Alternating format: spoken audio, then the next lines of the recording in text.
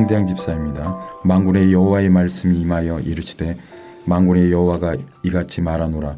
내가 시온을 위하여 크게 질투하며 그를 위하여 크게 분노함으로 질투하노라. 여호와가 이같이 말하노라. 내가 시온에 돌아와 예루살렘 가운데 거하리니 예루살렘은 진리의 성읍이라 일컫겠고 만군의 여호와의 산은 성산이라 일컫게 되리라. 만군의 여호와가 이같이 말하노라. 예루살렘 길거리에 늙은 남자들과 늙은 여자들이 다시 앉을 것이라. 다 나이가 많으므로 저마다 손에 지팡이를 잡을 것이요 그 성읍 거리에 소년과 소녀들이 가득하여 거기에서 뛰놀리라. 만군의 여호와가 이같이 말하노라. 이 일이 그날에 남은 백성의 눈에는 기이하려니와 내 눈에야 어찌 기이하겠느냐. 만군의 여호와의 말이니라. 만군의 여호와가 이같이 말하노라. 보라, 내가 내 백성을 해가 뜨는 땅과 해가 지는 땅에서부터 구원하여 내고 인도하여다가 예루살렘 가운데 거주하게 하리니 그들은 내 백성이 되고 나는 진리와 공의로 그들의 하나님이 되리라. 만군의 여호와가 이같이 말하노라. 만군의 여호와의 집 곧 성전을 건축하려고 그 지대를 쌓던 날에 있었던 선지자들의 입의 말을 이날에 듣는 너희는 손을 견고히 할지어다. 이날 전에는 사람도 삭슬 얻지 못하였고 짐승도 삭슬 받지 못하였으며 사람이 원수로 말미암아 평안히 출입하지 못하였으나 내가 모든 사람을 서로 풀어주게 하였느니라. 만군의 여호와의 말씀이니라. 이제는 내가 이 남은 백성을 대하기를 옛날과 같이 아니할 것인즉 곧 평강의 씨앗을 얻을 것이라. 포도나무가 열매를 맺으며 땅이 산물을 내며 하늘은 이슬을 내리리니 내가 이 남은 백성으로 이 모든 것을 누리게 하리라. 유다 족속아, 이스라엘 족속아, 너희가 이방인 가운데서 저주가 되었으나 이제는 내가 너희를 구원하여 너희가 복이 되게 하리니 두려워하지 말지니라. 손을 견고히 할지니라. 만군의 여호와가 이같이 말하노라. 너희 조상들이 나를 경노하게 하였을 때에 내가 그들에게 재앙을 내리기로 뜻하고 뉘우치지 아니하였으나 이제 내가 다시 예루살렘과 유다 족속에게 은혜를 베풀기로 뜻하였나니 너희는 두려워하지 말지니라. 너희가 행할 일은 이러하니라. 너희는 이웃과 더불어 진리를 말하며 너희 성문에서 진실하고 화평한 재판을 베풀고 마음에 서로 해하기를 도모하지 말며 거짓 맹세를 좋아하지 말라. 이 모든 일은 내가 미워하는 것이니라. 여호와의 말이니라. 만군의 여호와의 말씀이 내게 임하여 이르시되 만군의 여호와가 이같이 말하노라. 넷째 달의 금식과 다섯째 달의 금식과 일곱째 달의 금식과 열째 달의 금식이 변하여 유다 족속에게 기쁨과 즐거움과 희락의 절기들이 되리니 오직 너희는 진리와 화평을 사랑할지니라. 만군의 여호와가 이와 같이 말하노라. 다시 여러 백성과 많은 성읍의 주민이 올 것이라. 이 성읍 주민이 저 성읍에 가서 이르기를 우리가 속히 가서 만군의 여호와를 찾고 여호와께 은혜를 구하자 하면 나도 가겠노라 하겠으며 많은 백성과 강대한 나라들이 예루살렘으로 와서 만군의 여호와를 찾고 여호와께 은혜를 구하리라. 만군의 여호와가 이와 같이 말하노라. 그날에는 말이 다른 이방 백성 10명의 유다 사람 하나의 옷자락을 잡을 것이라. 곧 잡고 말하기를 하나님이 너희와 함께 하심을 들었나니 우리가 너희와 함께 가려 하노라 하리라 하시니라. 하늘에 계신 우리 아버지여, 이름이 거룩히 여김을 받으시오며 나라가 임하옵시며 뜻이 하늘에서 이룬 것 같이 땅에서도 이루어지이다. 오늘날 우리에게 일용할 양식을 주옵시고 우리가 우리에게 죄 지은 자를 사하여 준 것 같이 우리 죄를 사하여 주옵시고 우리를 시험에 들게 하지 마옵시고 다만 악에서 구하옵소서. 대개 나라와 권세와 영광이 아버지께 영원히 있사옵나이다. 아멘.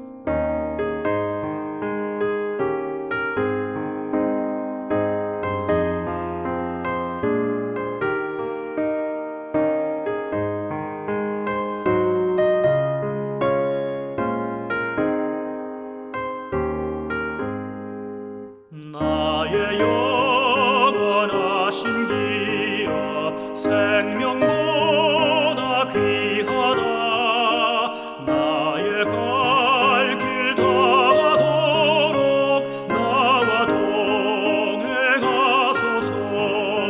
주께로 가까이 주께로 가오니 나의 갈 길 다가도록 나와 동행하소서.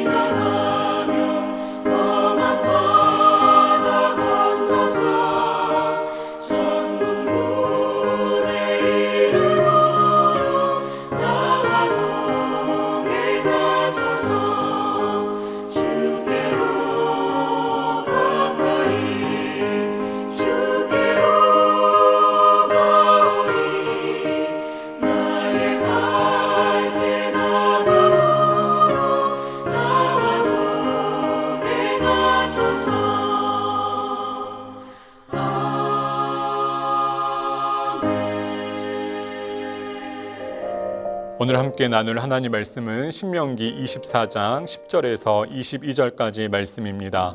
말씀 중에 신명기 24장 17절에서 22절까지의 말씀 봉독하겠습니다. 너는 객이나 고아의 송사를 억울하게 하지 말며 과부의 옷을 전당 잡지 말라. 너는 애굽에서 종되었던 일과 너의 하나님 여호와께서 너를 거기서 속량하신 것을 기억하라. 이러므로 내가 너에게 이 일을 행하라 명령하노라. 네가 밭에서 곡식을 벨 때에 그 한 뭇을 밭에 잊어버렸거든 다시 가서 가져오지 말고 나그네와 과와 과부를 위하여 남겨두라. 그리하면 너희 하나님 여호와께서 너의 손으로 하는 모든 일의 복을 내리시리라. 네가 너의 감람나무를 떤 후에 그 가지를 다시 살피지 말고 그 남은 것은 객과 고아와 과부를 위하여 남겨두며 네가 너의 포도원의 포도를 딴 후에 그 남은 것을 다시 따지 말고 객과 고아와 과부를 위하여 남겨두라. 너는 애굽 땅에서 종되었던 것을 기억하라. 이러므로 내가 너에게 이 일을 행하라 명령하노라. 아멘. 오늘도 하나님의 은혜와 평강이 우리 모두와 함께 하시기를 바랍니다. 이스라엘은 하나님께서 인도하신 가나안 땅으로 들어갔습니다. 이스라엘은 자신들이 가나안 땅에 들어가기만 하면 날마다 기쁘고 감사한 일만 가득할 것 같았습니다. 오직 물질적인 풍요와 정서적인 안정이 자신들을 기다릴 것으로 생각했습니다. 이스라엘 사람들은 공간의 이동에 따라서 기계적이고 자동적인 풍성한 은혜를 기대한 것입니다. 하지만 이 땅에서 물리적인 이동에 따라서 기계적이고 자동적으로 주입되는 은혜란 없습니다. 모세는 가나안에 들어가는 이스라엘 백성들에게 이 점을 분명히 말해주고 싶었습니다. 하나님께서 생명싸개로 보듬어 주신 그 은혜에 대하여 이스라엘 백성들이 충성스럽고 신실하게 반응해야 한다는 것입니다. 그때에 비로소 은혜를 누린다 모세는 이야기하고 싶었습니다. 이스라엘은 모세의 가르침에 따라서 가난한 사람들을 돌봐야 했습니다. 또 이스라엘은 곤란한 지경에 놓인 사람들을 도와야 했습니다. 또 이스라엘은 약자를 보호해야만 했습니다. 하지만 이스라엘 백성은 이 가르침을 지키는 데 실패했고 결국 이스라엘 사회는 세속적으로 타락하고 말았습니다. 성도 여러분, 만일 저와 여러분이 하나님의 명령에 따라서 다른 사람을 돕기 원한다면 우리의 성품이 온유해야 합니다. 하나님의 온유하신 성품을 따라서 우리도 온유해야 합니다. 민수기 12장에서 하나님은 모세를 지면에서 가장 온유한 사람이다 말씀하셨습니다. 온유는 흔히 파워 언더 컨트롤이라고 합니다. 통제된 힘입니다. 통제된 힘. 자신이 다른 사람의 행복 때문에 손해를 보더라도 그러면서 불편한 감정이 올라오더라도 그 불편한 감정을 통제하는 것이 온유입니다. 우리의 시간과 체력을 다른 사람을 위해 사용하는 것이 어리석은 일이다라고 생각될 때에 그 생각을 통제하는 것이 온유입니다. 예수님은 마태복음 11장에서 이렇게 말씀하셨습니다. 수고하고 무거운 짐진 자들아 다 내게로 오라. 내가 너희를 쉬게 하리라. 나는 마음이 온유하고 겸손하니 나의 멍에를 메고 내게 배우라. 그래야면 너희 마음이 쉼을 얻으리니 내 멍에는 쉽고 내 짐은 가벼움이라. 예수님의 온유하심은 예수님의 시선과 목소리에 그대로 배어 있었습니다. 온유하신 예수님은 사람들이 무시하고 하찮게 생각했던 사람들의 친구가 되셨습니다. 온유하신 예수님은 인생의 여러 문제로 고통받고 슬퍼하는 사람들을 찾아가셨고 그들의 친구가 되어주신 것입니다. 또 저와 여러분이 하나님의 요청대로 다른 사람을 돕고 싶다라면 지혜롭고 겸손하게 말해야 합니다. 사실 너무나 안타깝게도 한 교회에 오래 다니고 교회의 중직을 맡으면서 꽤 많은 헌금을 하는 성도 중에서 무리하게 말하는 분들이 많이 있습니다. 우리가 반드시 기억해야 할 사실은 무례하고 교만한 말로는 그리스도의 사랑을 절대로 담을 수 없다는 것입니다. 그래서 성도의 언어 습관은 매우 중요합니다. 사실 말은 의사소통 이상의 의미가 있는 것입니다. 말에는 우리의 신앙 인격과 세계관이 그대로 배어 있습니다. 그래서 만일 자신의 말로 다른 사람이 쉽게 상처받고 힘들어한다면 우리 자신의 내면 세계를 들여다봐야 합니다. 그리고 시편 139편의 기자처럼 고백해야 합니다. 시편 139편 23절과 24절입니다. 새 번역본으로 읽어보겠습니다. 하나님, 나를 샅샅이 살펴보시고 내 마음을 알아주십시오. 나를 철저히 시험해 보시고 내가 걱정하는 바를 알아주십시오. 내가 고통받을 길을 가고 있지는 않는지 나를 살펴보시고 영원한 길로 나를 인도하여 주십시오. 하나님의 임재와 도우심으로 우리의 마음이 변화되어서 거룩한 언어를 사용하게 된다면 그때 비로소 그리스도의 사랑을 잘 담아낼 수 있게 되는 것입니다.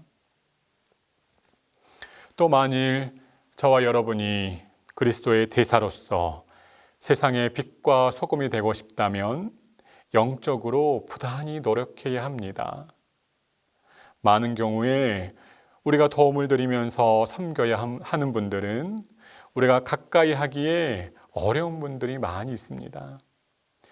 저는 오래전에 봉사활동을 하기 위해서 설옥도에 방문한 적이 있습니다. 그때 마중 나오신 장로님께서 저희 팀을 기쁘게 환대하시면서 손을 내미셨습니다.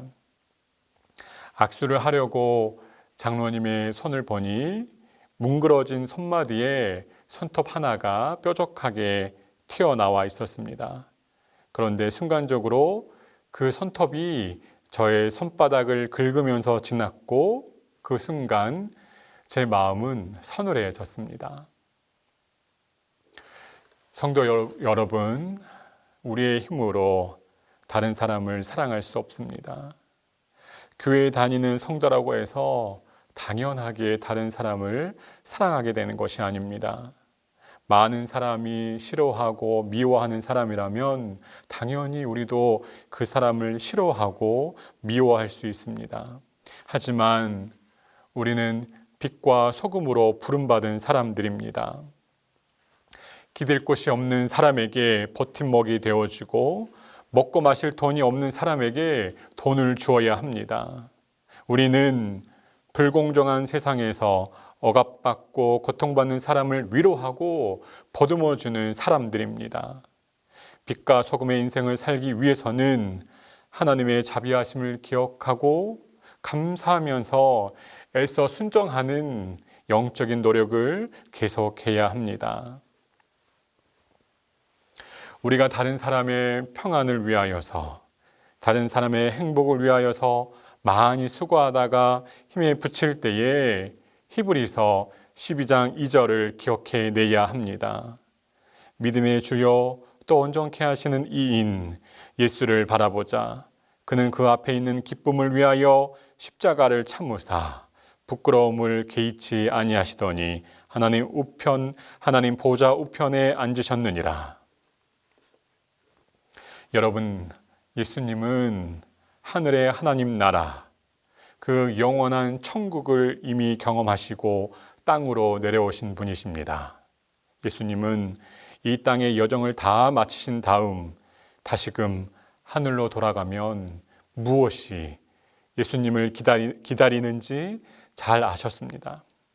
그래서 예수님은 세상에서 힘들고 어려운 순간들을 온몸으로 감당할 수 있었습니다. 예수님에게 하나님 아버지가 머무시는 영원한 나라는 미지의 세계가 아니었습니다. 확실하고 완전한 기쁨이 머무는 곳이었습니다. 예수님은 기쁨의 소망을 붙잡고 십자가의 고난을 이겨낼 수 있었습니다. 우리도 예수님을 따라서 살아야 합니다. 우리에게 주어진 인생을 천국의 기쁨으로 가득 채우고 다른 사람의 기쁨을 위해서 살아내야 합니다. 그렇게 신실한 믿음의 여정을 감당한 성도는 예수님을 만나게 되는 그날 예수님께서 이렇게 말씀하시는 음성 듣게 될 것입니다. 착하고 충성된 아들아, 착하고 충성된 딸아, 네가 잘하였다. 말씀을 마치겠습니다. 오늘 하루를 살아가시는 동안 우리의 말과 행동의 모든 것을 통하여 우리의 도움이 필요한 사람들에게 그리스도의 생명을 전달하는 저와 여러분이 되시기를 바랍니다. 기도하겠습니다. 하나님 아버지, 거룩한 하나님의 사람으로서 우리의 성품을 온유하게 하여 주옵소서. 하나님 아버지, 또한 우리가 지혜롭고 겸손한 말을 통하여 다른 사람들을 살리고 고치는 데에 쓰임받게 하여 주옵소서. 하나님 아버지, 우리에게 영적인 힘을 더하셔서 부단히 노력하며 하나님의 사람으로서의 마땅한 삶을 살아내게 하여 주옵소서. 우리를 통하여서 다른 사람의 생명이 다시금 솟아나는 것, 다른 사람들의 인생이 변화되어지는 것 보게 하여 주옵소서. 감사드리옵고 예수님의 이름으로 기도합니다.